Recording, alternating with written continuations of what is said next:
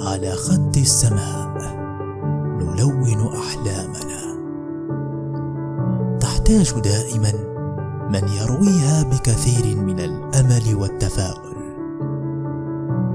كما تروى الوردة بكثير من الماء لتصبح أجمل.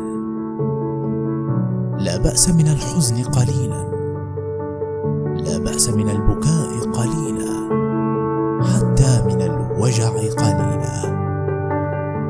لا بأس أن يغلب علينا اللون الأسود قليلا، لكن حتما ويقينا ستعود باقي الألوان لتحتل مساحات وجوهنا وملامحنا.